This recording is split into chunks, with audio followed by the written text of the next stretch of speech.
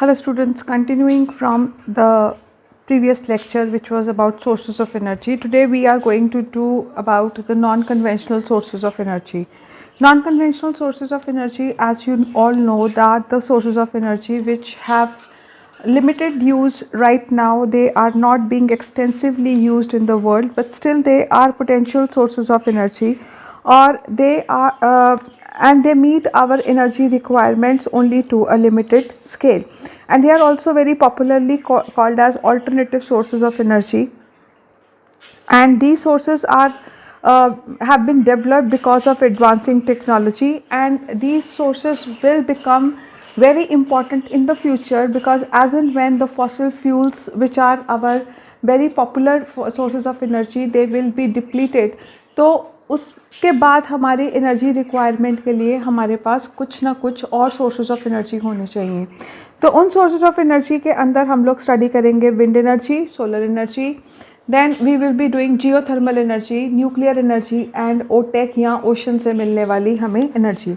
So first of all we will be talking about wind energy. The motion of air along the surface of earth, that is called as wind, as you all know, and in very simple words, moving air is called as wind. A wind with a velocity of 3 meter to 5 meter per second is called as weak, and it can only shake say the smaller branches of the tree, या मतलब हल्की फुल्की जिसको आप हवा बोलते हो उसको हम लोग विंड बोलते हैं.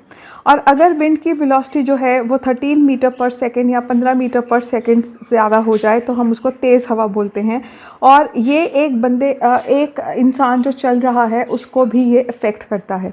Now one of the main a very important source of energy, जिसको मैंने पहले बोला था कि which is the basic source of energy of all types of energy is the solar energy. कहने का मतलब ये है कि सन की वजह से ही हमें विंड एनर्जी भी मिलती है. उसका रीज़न ये है कि जब सन की हीट की वजह से uneven heating of earth surface होती है, then air moves from a area of high pressure to an area of low pressure, and this causes the wind to blow. So the kinetic energy which is possessed by the air due to its velocity, that is called as the wind energy.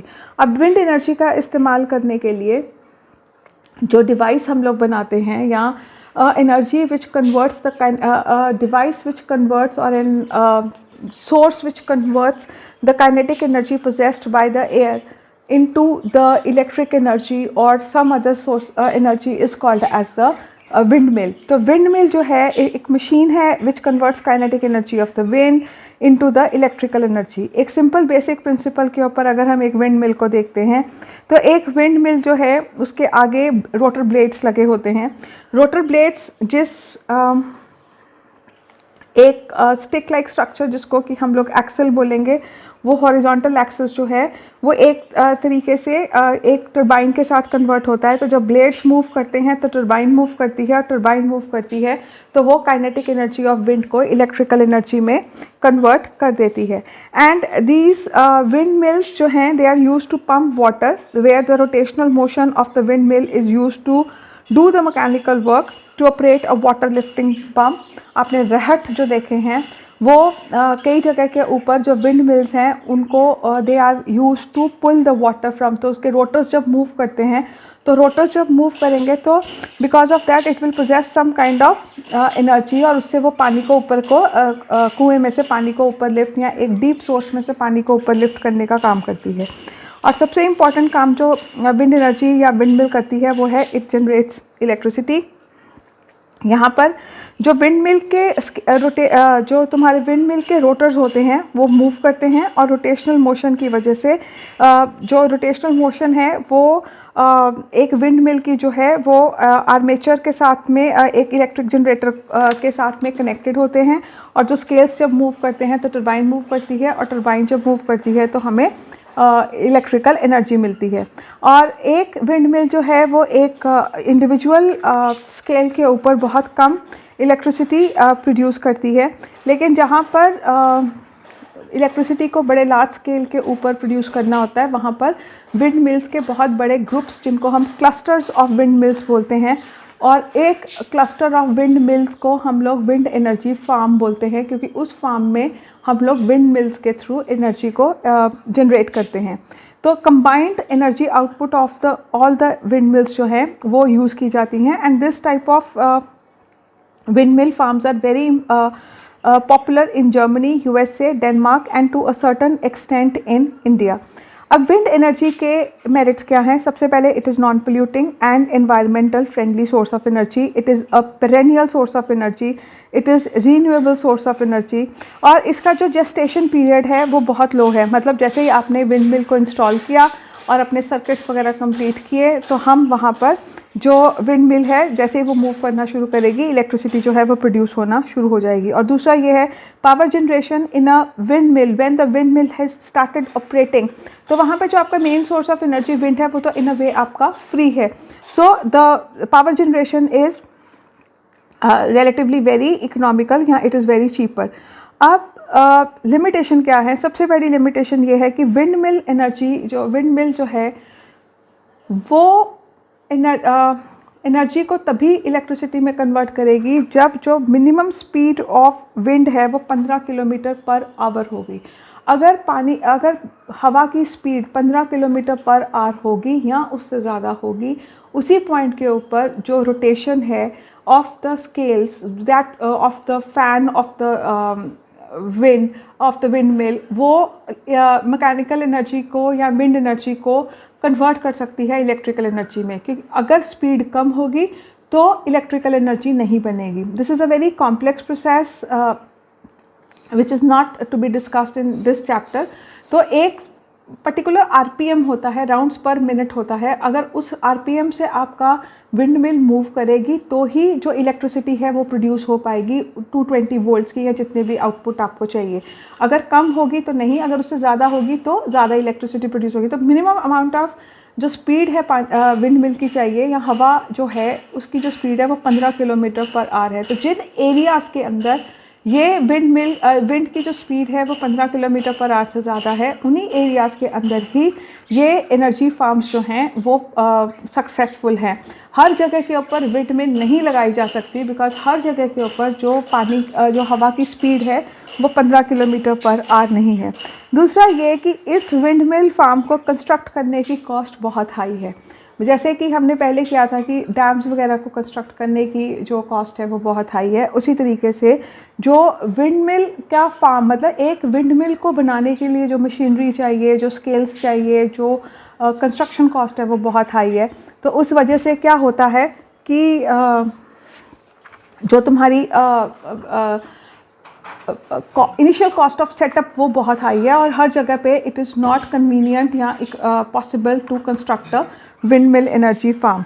उसके बाद ये है कि the location of wind energy farm should not be in the route of migratory birds, because जब बड़ी तेज़ी से wind mills चलेंगी और माइग्रेटरी बर्ड्स या पंछी उधर से क्रॉस करेंगे तो विंड मिल्स के जो ब्लेड्स हैं वो उन पंछियों को मार सकते हैं। सो इसलिए विंड मिल की फार्म्स को जब भी सेटअप करना होता है उनके लिए हमें बड़ा ध्यान रखना पड़ता है। और दूसरी चीज़, एक और चीज़ बड़ा फैक्टर ये है कि जहाँ पर भी विंड मिल फार्म्स बनते हैं वहाँ पर विंड मिल्स के चलने से बहुत ज़्यादा वर्लिंग और विस्लिंग साउंड आती है, जो कि एक ह्यूमन पॉपुलेशन के लिए बहुत ज़्यादा इरिटेटिंग फैक्टर बन जाता है।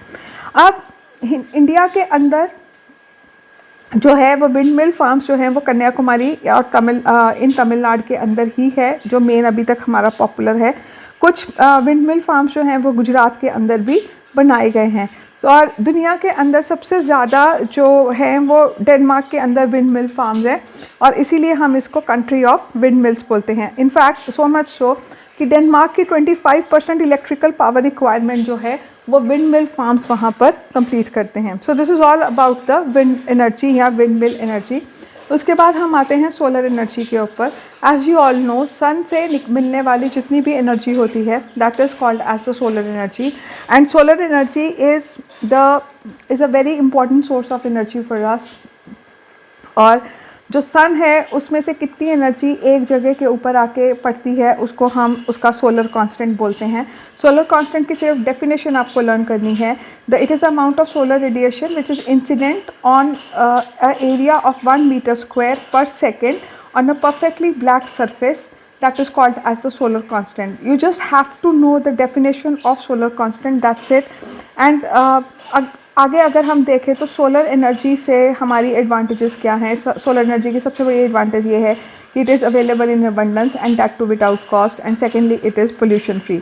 लिमिटेशन ये है कि जो सोलर एनर्जी है वो अर्थ के हर पार्ट के ऊपर इवनली डिस्ट्रीब्यूटेड नहीं है, और जब स्काई के ऊपर क्लाउड्स आ जाएंगे या रात हो जाएगी तो उस टाइम पे हमें सोलर एनर्जी नहीं मिलेगी। और एक और फैक्टर जो है इस टाइम पे वो ये है कि इसका इक्विपमेंट काफ़ी कॉस्टली है, और जो इंफ्रास्ट्रक्चर है इसको लगाने का that is also very expensive.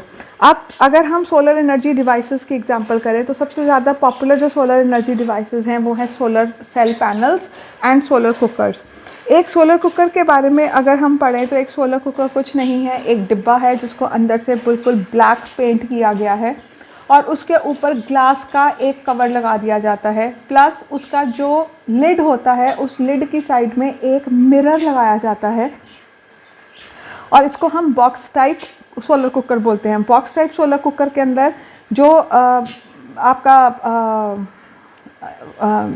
Box है उसको हम ब्लैक इसलिए करते हैं because black is a perfect absorber and radiator of heat energy.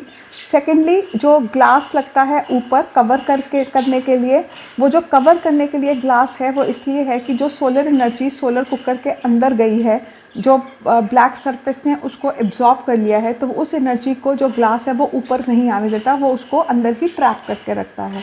और जो शीशा लगता है वो शीशा इसलिए लगाया जाता है कि वो सन की एनर्जी को रिफ्लेक्ट करके सोलर कुकर के अंदर डायरेक्ट करने का काम करता है। तो अगर हम एक सोलर जो रेज़ हैं वो मतलब जो मिरर है उसकी डायरेक्शन इस तरीके से लगाई जाती है कि जो सन की रेज़ हैं वो मिरर पे पड़ेंगी, मिरर से रिफ्लेक्ट होकर सन की रेज़ जो है वो सोलर कुकर के डिब्बे के अंदर जाएंगी, और जो ग्लास है वो उस हीट को अंदर ही ट्रैप करके रखेगा।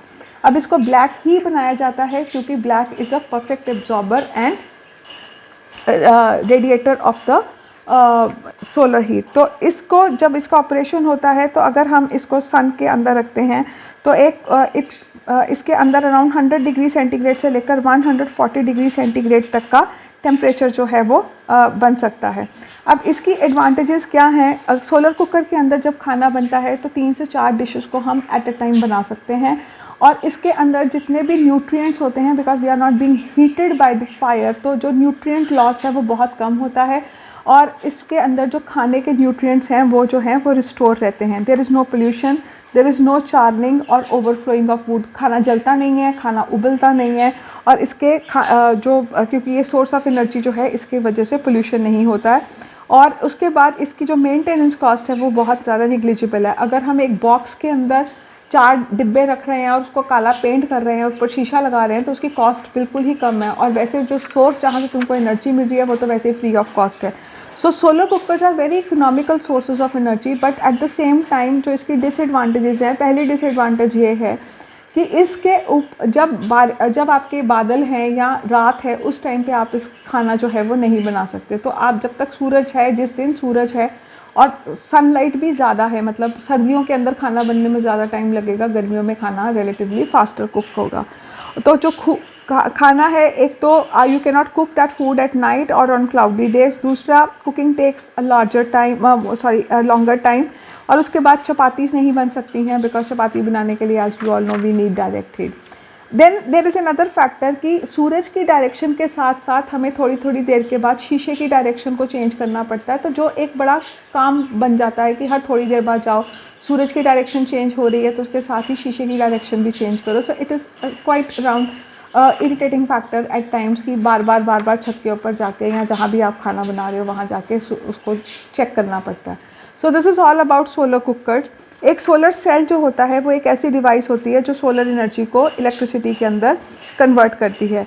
सोलर सेल्स जो होते हैं उनको हम सिलिकॉन फोटोवोल्टेइक सेल्स भी बोलते हैं, और इनकी जो एफिशिएंसी होती है वो 25% होती है। 25% का मतलब ये है कि अगर मैंने 100 मेगावाट के लिए इसका सेटअप बनाया है तो मुझे सिर्फ 25 मेगावाट एनर्जी ही मिलेगी। अब इसमें होता क्या है कि एक सोलर सेल के अंदर एक रिफ्लेक्टिंग सरफेस होता है, और फिर उसको सर्किट्स के साथ में जोड़कर हम इस तरीके से रखते हैं, मतलब सूरज की रोशनी जो है सोलर पैनल पे पड़ती है, उस पैनल के नीचे जो है कुछ ऐसे सर्किट्स बने होते हैं जो कि सोलर एनर्जी को इलेक्ट्रिकल एनर्जी में कन्वर्ट करते हैं। These solar cells are then connected to the batteries which you usually use at your home for inverters etc. तो जो चार्जिंग ऑफ बैटरीज होती है वो इस सोलर एनर्जी से होती है। तो जब तक सन है, सूरज की किरणें जो हैं वो इन सोलर पैनल्स पे पड़ रही हैं, तब तक ये बैटरीज जो है वो चार्ज होती रह जाती हैं, और जब सूरज चला जाता है तो ये बैटरीज जो होती हैं वो आपको बिजली देने का काम करती हैं। अब यहाँ पर सिलिकॉन का हम इस्तेमाल करते हैं सोलर पैनल्स को बनाने के लिए। ये एक सेमीकंडक्टर है जो कि हाई टेम्परेचर के ऊपर इट स्टार्ट्स कंडक्टिंग इलेक्ट्रिसिटी, मतलब ये कि ये फिर सोलर एनर्जी को इलेक्ट्रिकल एनर्जी में कन्वर्ट करने का काम कर देता है। अब इसके एडवांटेजेस क्या हैं? They are environmental friendly, as you all know, it is available in abundance. और सिलिकॉन सेल्स जो हैं वो मतलब दे convert visible as well as infrared radiations of the sun into electricity. So they are very effective sources of energy because they convert solar energy into electrical energy. उसके बाद जो तुम्हारे solar cell panels हैं, इनका एक disadvantage ये है कि इसकी इनिशियल कॉस्ट सेटअप की बहुत ज़्यादा एक्सपेंसिव है। दूसरा, जो material either it is silicon या और वो है that is a little expensive. फिर इसके कनेक्शंस को जोड़ने के लिए हम लोग सिल्वर का इस्तेमाल करते हैं, और जो सिल्वर इस्तेमाल करते हैं तो वो इस सोलर पैनल को और भी ज़्यादा कॉस्टली बना देता है। उसके बाद जो बैटरीज़ हैं जिनके अंदर की हम लोग इस इलेक्ट्रिसिटी को स्टोर करते हैं, हर 2 या 3 साल के बाद जब उनकी लाइफ ख़त्म हो जाती है तो हमको इसको फिर से उन बैटरीज़ को चेंज करना पड़ता है। So that also adds to the cost of operation. This was all about your solar cells and solar energy. Then we move on to ocean energy system. Ocean energy system के अंदर हमारे 3 energy system आते हैं: tidal energy, wave energy and ocean thermal energy. Tidal energy जो है वो इस principal का इस्तेमाल करती है कि अर्थ के जो मैग्नेटिक फील्ड है, जब वो मून के मैग्नेटिक फील्ड के साथ में ग्रेविटेशनल पुल की वजह से इंटरैक्ट करता है, तो मून का जो ग्रेविटेशनल पुल है वो हमारे सीज़ के अंदर एक बार पानी उसमें नॉर्मल लेवल से ऊपर आता है, जिसको हम हाई टाइड बोलते हैं। और एक टाइम के ऊपर जब उसका पुल कम होता है according to the rotational positions of earth and moon, तो उस पॉइंट के ऊपर कभी जो पानी है वो lower than the normal level चला जाता है, जिसको हम लो टाइड बोलते हैं। तो जब पानी हाई टाइड में होता है और लो टाइड में होता है, तो पानी के लेवल के फ़र्क होने से हम लोग जो हैं इस चीज़ का इस्तेमाल करेंगे बिजली को बनाने में। अब होता ये है कि एक डैम बना दिया जाता है, उस डैम को इस तरीके से कंस्ट्रक्ट किया जाता है कि वो समंदर के बीच में उस डैम को कंस्ट्रक्ट कर दिया जाता है, मतलब किसी तरीके से। तो जब हाई टाइड होती है तो पानी from high level to lower level उस डैम की दीवारों से जाना शुरू कर देता है। अब इसको आप इस तरीके से लीजिए कि आपने एक डैम कंस्ट्रक्ट कर दिया, समंदर का पानी डैम के एक तरफ है और दूसरी तरफ जो है वो पानी कम है। अब जब पानी हाई टाइड पे आएगा तो पानी हाई लेवल से लो लेवल की तरफ जाना शुरू करेगा। दीवारों के बीच में हम लोग टरबाइंस जो हैं वो फिट कर देते हैं, दीवारों के बीच में हम लोग एक स्पेस बना देते हैं जहाँ पर टरबाइन फिट कर दी जाती है। तो जब पानी हाई लेवल से लो लेवल में बहेगा तो वो टरबाइन के ब्लेड्स को मूव करेगा और इलेक्ट्रिसिटी जनरेट करेगी। This happens when water is at high tide. अब जब हाई टाइड के बाद लो टाइड आएगी तो दीवार के पहले तो दीवार की ए साइड से बी साइड में पानी गया, क्योंकि ए साइड पे हाई था और बी साइड पे लो था। अब जब लो टाइड होगी तो बी साइड पे पानी का लेवल हाई है और ए साइड के ऊपर पानी का लेवल जो है वो लो हो गया। तो now the water will move from the B side which is at now relatively higher level as compare to A side, क्योंकि ए साइड लो टाइड की वजह से वहाँ पानी का लेवल बहुत ज़्यादा फॉल कर गया। तो पानी हाई लेवल से जब लो लेवल में जाएगा टरबाइन के स्केल मूव करेंगे, और टरबाइन के स्केल जब मूव करते हैं तो बिजली पैदा होती है। अब इसकी मेरिट्स क्या हैं?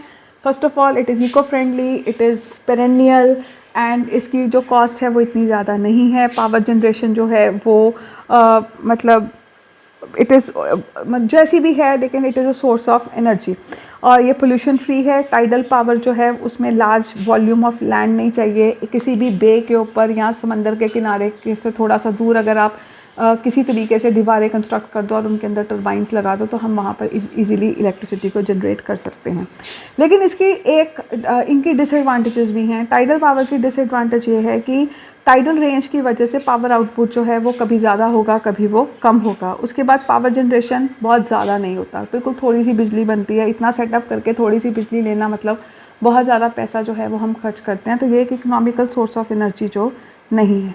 सो दीज आर द 2 और 3 लिमिटेशंस ऑफ टाइडल एनर्जी। उसके बाद वेव एनर्जी के लिए भी सेम प्रिंसिपल इस्तेमाल किया जाता है। जो सोलर एनर्जी या अनइक्वल सोलर हीटिंग ऑफ अर्थ की वजह से जो विंड है वो मूव करती है पानी के ऊपर, और जब पानी के ऊपर विंड मूव करती है तो वो कभी पानी का लेवल हाई कर देगी, कभी पानी का लेवल लो कर देगी, तो वेव्स जनरेट होती हैं। तो वेव्स के रास्ते के अंदर हम छोटी छोटी टरबाइंस लगा देते हैं, और उन टरबाइंस का जब वो वेव्स ऊपर नीचे जाती हैं तो हम इलेक्ट्रिसिटी को जनरेट कर सकते हैं। तो इसकी मेरिट्स और डीमेरिट्स वही हैं जो टाइडल पावर की मेरिट्स और डीमेरिट्स हैं, कि पावर आउटपुट जो है वो वेरिएबल होता है, पावर आउटपुट इतना ज़्यादा नहीं होता, कॉस्ट बहुत ज़्यादा होती है सेटअप की। और मेरिट्स ये हैं कि ये एक pollution free source of energy है, ये एक एनवायरमेंटल सोर्स ऑफ एनर्जी है, इसमें ज़्यादा एरियाज़ की ज़रूरत नहीं होती है, और ये एक रीन्यूएबल सोर्स ऑफ एनर्जी है। उसके बाद जो तुम्हारा लास्ट में हमारा पाता है ocean thermal energy power plant.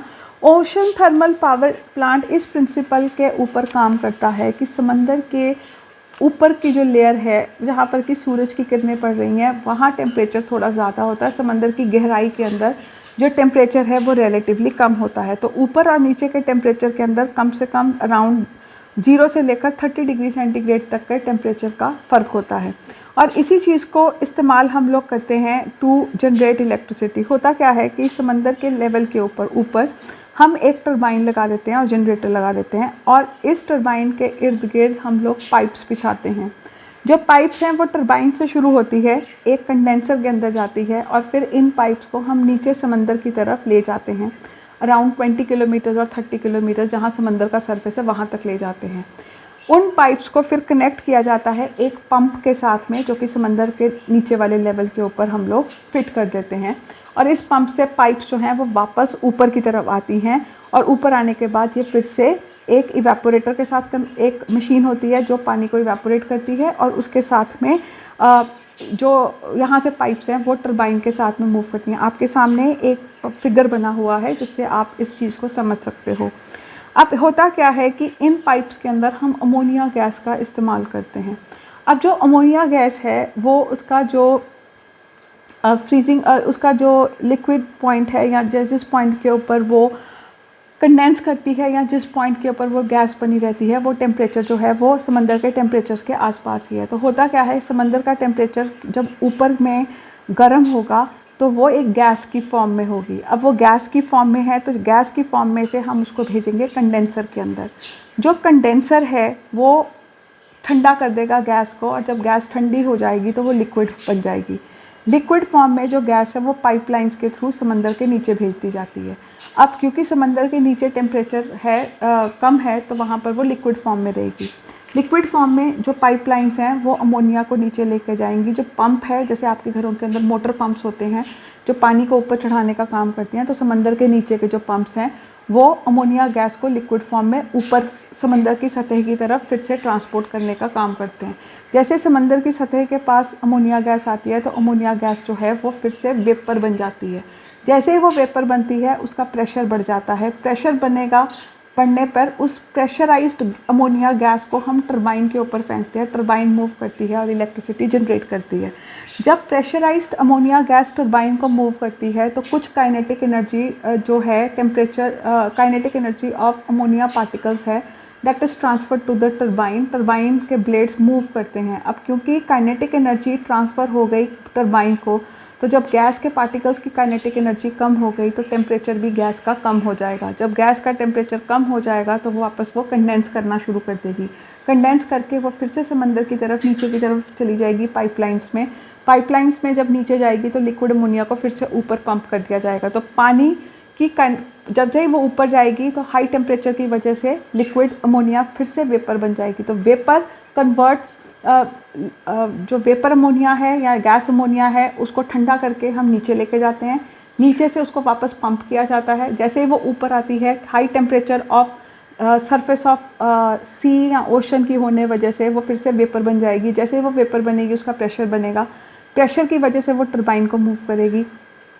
इस प्रोसेस के दौरान प्रेशर के साथ क्योंकि वो टरबाइन को मूव कर रही है, तो जो गैस का प्रेशर फॉल करेगा, उसका टेम्परेचर फॉल करेगा, वो फिर से ठंडी होकर चली जाएगी नीचे। तो इस तरीके से एक साइक्लिक फॉर्म के अंदर अमोनिया गैस जो है वो मूव करती है और टेम्परेचर डिफरेंस की वजह से वो प्रेशराइज्ड वेपर बन जाती है और प्रेशराइज्ड वेपर्स जो हैं वो टरबाइन को मूव करते हैं। This is a little complex and it is not very popular system of energy, generating energy, because ये एक बड़ा ही कॉस्टली है और इसका सेटअप करने में आप सोच ही सकते हो कि समंदर के अंदर और समंदर के ऊपर इन चीज़ों को सेटअप करने में कितना मुश्किल होता है। Then we come to geothermal energy. Geothermal energy जो है वो इस चीज़ का इस्तेमाल करती है कि अर्थ का जो मैग्मा है वो बहुत लिक्विड फॉर्म में, उसमें बहुत ज़्यादा हीट है। अब उस हीट की वजह से, और आपको ये भी पता है कि अर्थ का जो क्रस्ट है उसमें कहीं कहीं जो पानी है वो ट्रैप है। समंदर के अर्थ के क्रस्ट के अंदर भी पानी के बहुत सारे एरियाज़ हैं जहाँ पर पानी एग्जिस्ट करता है अर्थ के क्रस्ट के अंदर।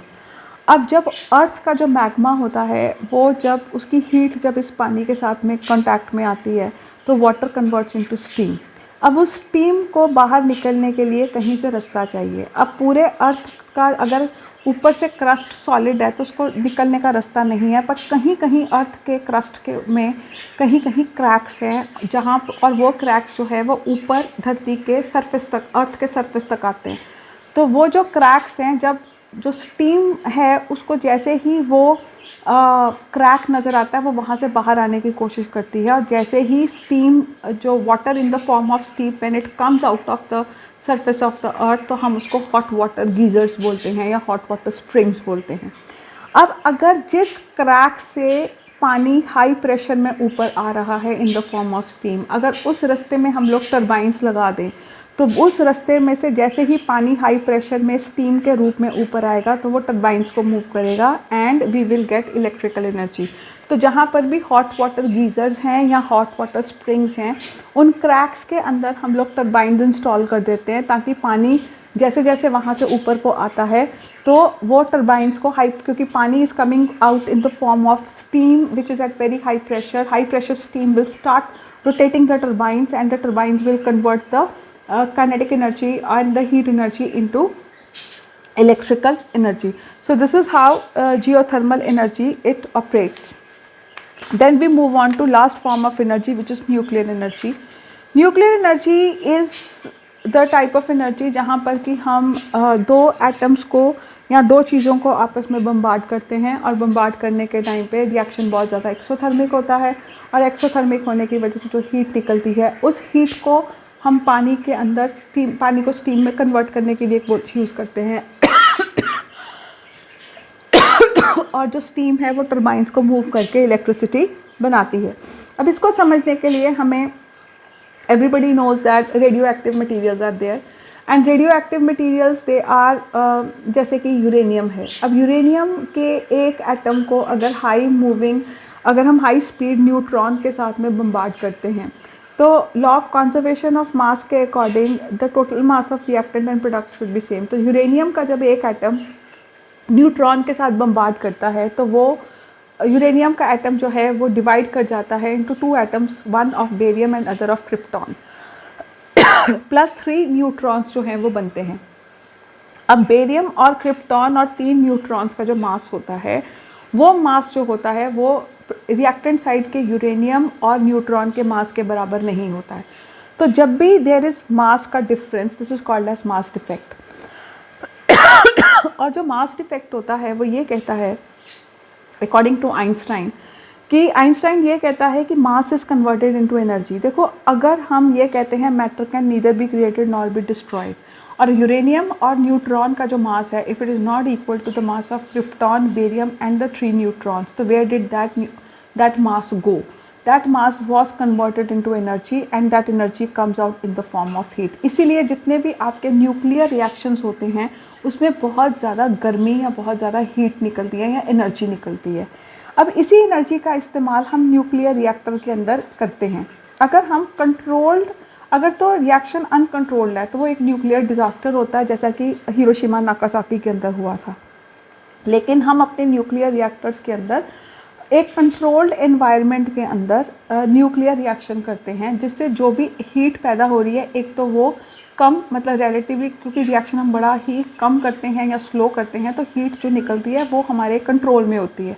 उस हीट का अब अगर आप थोड़ा सा ध्यान देंगे तो जितने भी न्यूक्लियर रिएक्टर्स होते हैं वो नॉर्मली समंदर किनारे बनाए जाते हैं। क्यों?